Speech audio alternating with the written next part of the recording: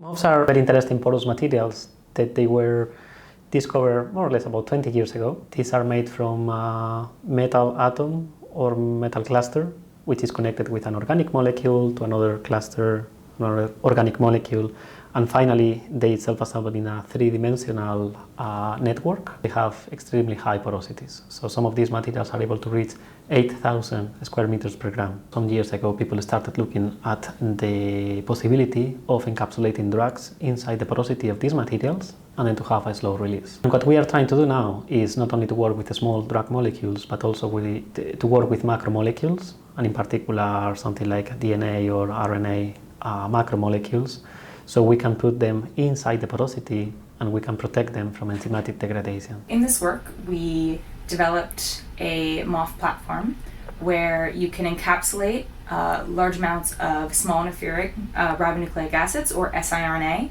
which is used in cancer therapy to knock down cancerous genes.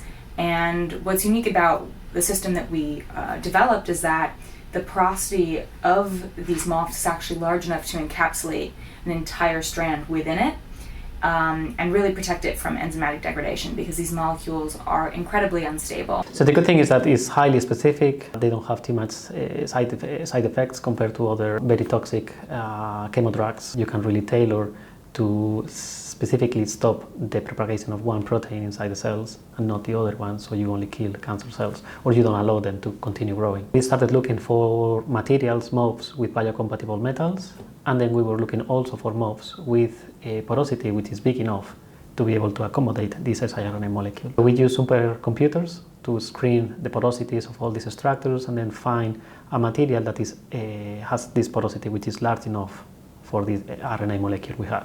Because we knew the structure of the RNA molecule, is very easy to start inserting this molecule inside the porosity and trying to see if it fits or doesn't fit. One of the main questions as well we had is the siRNA molecule inside the porosity or is outside the porosity, just on the external surface of the nanoparticle? If it's on the external surface, the problem is that it can be degraded by enzymes, so we needed to put this inside. Using some super resolution microscopy techniques, we were able to analyze the localization of these macromolecules.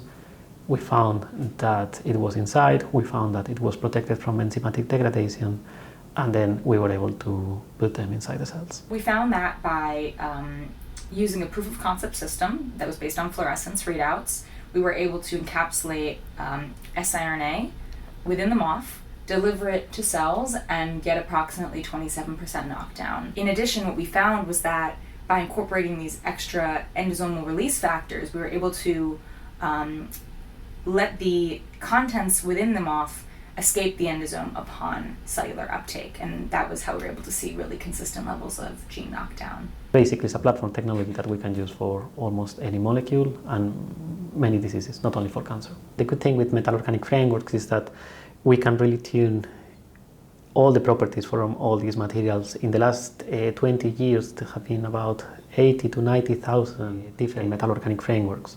So you can imagine how versatile these materials are. We can choose MOFs with different porosities, and they can be tailored to the properties of these molecules we want to encapsulate. In this case, we've really shown proof of principle that you can use MOFs as a therapeutic delivery vehicle.